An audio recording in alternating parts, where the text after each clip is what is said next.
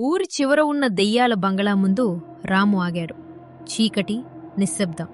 కాని అతని ముఖంలో ఓవర్ కాన్ఫిడెన్స్. అబ్బా, ఇదేనా దెయ్యాల బంగళా? భయపడే పనిలేదు.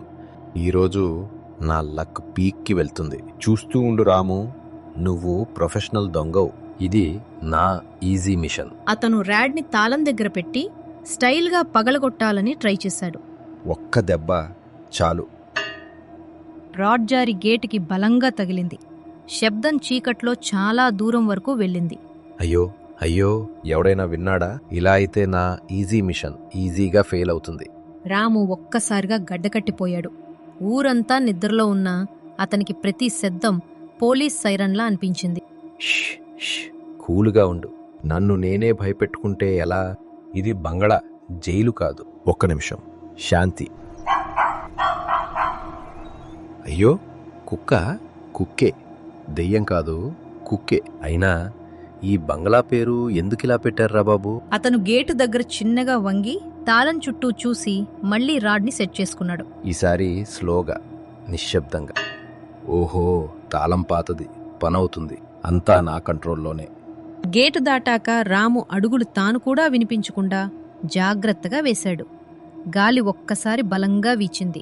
చలి కూడా భయపెడుతోంది. సరే, ముందుగా లోపల ఏముందో చూద్దాం. కిటికీ దగ్గర నుంచే సేఫ్గా చెక్. ఎవరు? అరే, గాలి గాలి. రాము, నువ్వు చాలా టెన్షన్ తీసుకుంటున్నావు. అతను కిటికీ దగ్గరికి వెళ్లి చేతితో దుమ్ము తుడిచినట్టు చేసి లోపలికి తొంగి చూశాడు. అబ్బా, లోపలంతా దుమ్మే. పాత కుర్చీలు, పాడైన టేబుల్. ఇక్కడ దొంగతనం చేయడానికి ఏముందిరా? గోడలపై చిక్కిన ఫోటోలు కనిపించాయి.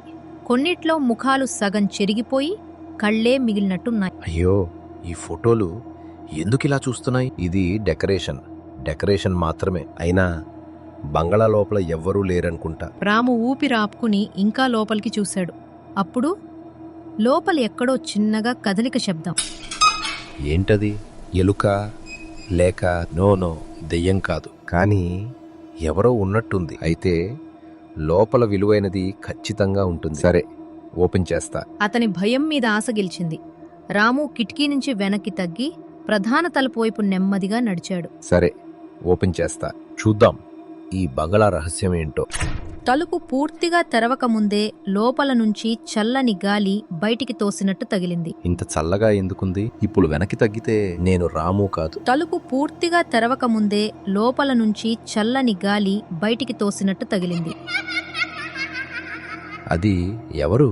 హలో, ఎవరైనా ఉన్నారా? జవాబు రాకపోయినా ఆ నవ్వు మాత్రం మళ్లీ ఒక్కసారి వినిపించినట్టు రాము కనిపించింది. ఇది నా ఊహ లేక నిజంగా? అబ్బా, ఏదైనా సరే, లోపలికి వెళ్తా. రాము ఒక అడుగు లోపల పెట్టబోతున్నాడు. చీకటి గది లోతులో ఎవరో ఉన్నట్టు, కాని కనిపించట్లేదు. ఒక్క అడుగు అంతే. ఏయ్, నా పేరు ఎలా తెలుసు? ఆ స్వరం లోపల నుంచే వచ్చింది. ఇప్పుడిది కేవలం బంగళా కాదు, ఎవరో అతన్ని ఎదురు చూస్తున్నట్టు ఉంది. రాము తలుపు పూర్తిగా తెరిచి లోపల అడుగు పెట్టాడు. వెనుక తలుపు నెమ్మదిగా మూసుకుంది. గాలి ఒక్కసారిగా చల్లబడింది.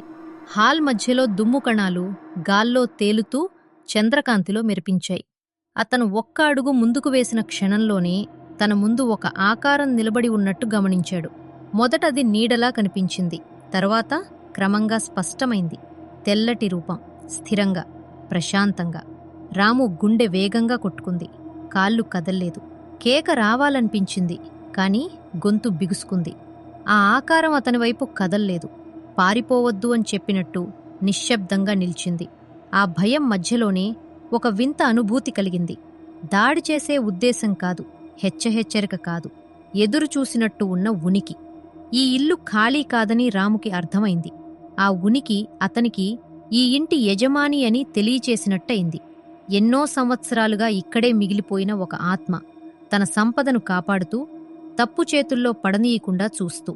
రాము దొంగతనం కోసం వచ్చాడు. కాని ఆ ఆత్మకు కావలసింది దొంగ కాదు, ఒక సాధనం. తన తాకే శక్తి లేదు, కాని చూడగలదు, గుర్తించగలదు, ఎంచుకోగలదు. ఆ క్షణంలో భయం క్రమంగా తగ్గింది.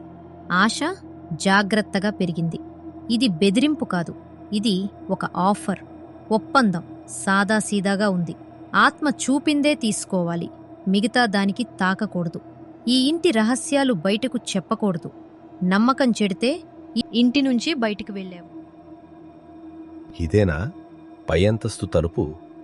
నా చేతులు ఎందుకు వణుకుతున్నాయి?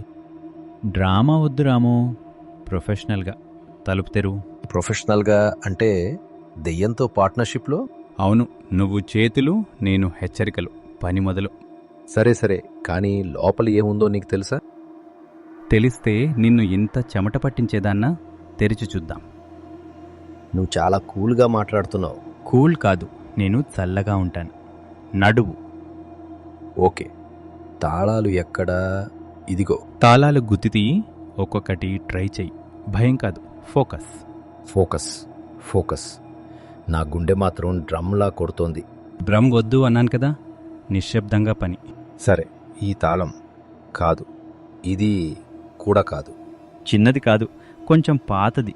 ముదురు రంగు తాళం చూడు. ముదురు రంగు. ఇది? దీంట్లో చిన్న గీత ఉంది. అదే పెట్టు. పెడుతున్నా. చేతి వణుకు ఆపురా రాము. లోతుగా ఊపిరి తీసుకో. తిప్పు. ఓకే, తిప్పుతున్నా. రాము తాళాన్ని తలుపులో పెట్టి నెమ్మదిగా తిప్పుతాడు. దెయ్యం కళ్ళు తలుపుపైనే. కారిడార్లో ప్రతిధ్వని. ఇప్పుడు క్లిక్ వస్తే చాలు. వచ్చాక కూడా ఆగకు. తలుపు నెమ్మదిగా నెట్టు. అదే భయం. ఒక్కసారిగా ఏదైనా. ఏమీ లేదు. నువ్వు ముందు, నేను వెనుక. సరే, 1 2 క్లిక్. బావుంది. ఇప్పుడు హ్యాండిల్ పట్టుకో. ఇది గట్టిగా ఉంది. ఓహ్, కదులుతోంది. చూసావా? ప్రొఫెషనల్గా అంటే ఇదే. నువ్వు చెప్పినట్టు నెమ్మదిగా తెరుస్తా. లైట్ కోసం ఫోన్ టార్చ్ ఆన్ చెయ్యి. ఆన్ చేశా. లోపల చీకటి గట్టిగా ఉంది. తలుపు పూర్తిగా తెరువు. లోపల గాలి మారుతుంది.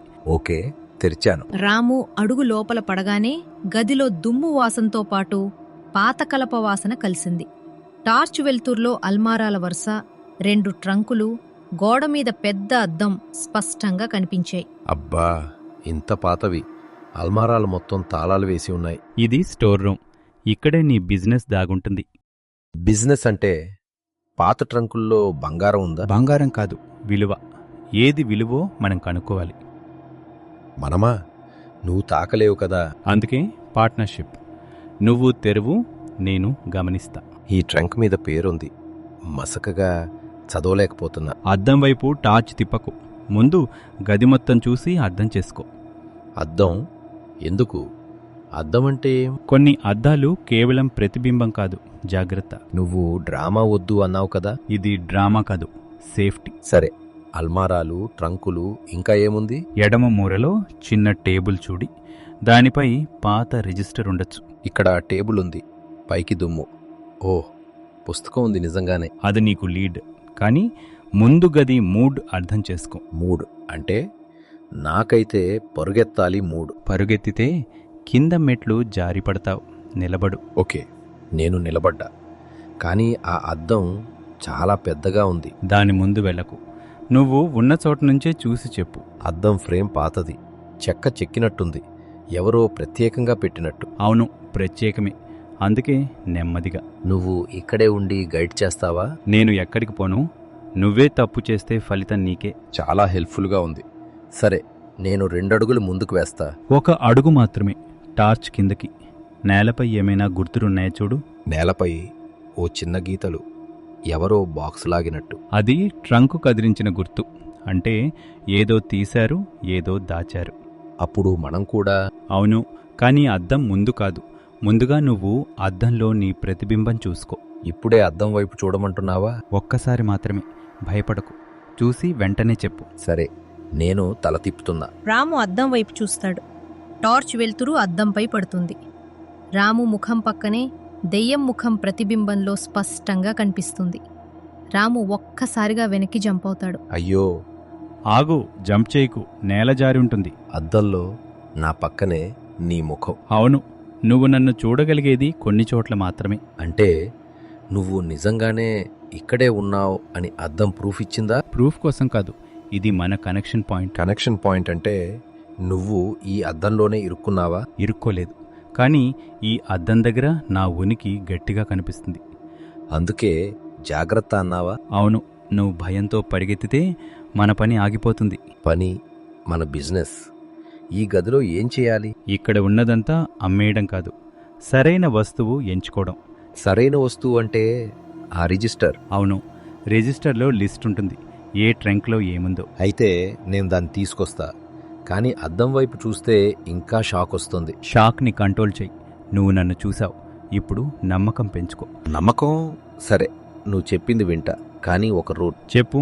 నన్ను ఇలా అద్దాల్లో సరంగా కనిపించి భయపెట్టకు. డీల్. నువ్వు కూడా డ్రామా తగ్గించు. డీల్. ఇప్పుడు రిజిస్టర్ దగ్గరకు వెళ్తా. వెళ్ళు, ఈసారి నెమ్మదిగా, శబ్దం లేకుండా. ఓకే, మనం నిజంగానే బిజినెస్ పార్ట్నర్లు అయ్యామన్నమాట. అవును. ఇప్పుడు మొదటి పని, రిజిస్టర్ ఓపెన్ చెయ్యి. కాంట్రాక్టుకు సాక్ష్యం. ఆ రాత్రి దొంగతనం జరగలేదు, ఒక ఒప్పందం జరిగింది. రాము లాభం కోసం లోపలికి వచ్చాడు, దెయ్యం నియంత్రణ కోసం ఎదురుచూసింది. ఇప్పుడా బంగ్లాలో ప్రతి రాత్రి 2 అడుగుల శబ్దం వినిపిస్తుంది.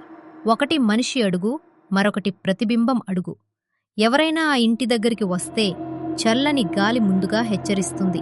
ఇది దెయ్యాల బంగ్లా కాదు, ఇది ఒక బిజినెస్ హౌస్. అక్కడిప్పుడిద్దరు పార్ట్నర్లున్నారు. ఒకరు కనిపిస్తాడు, మరొకరు అద్దంలో మాత్రమే కనిపిస్తాడు.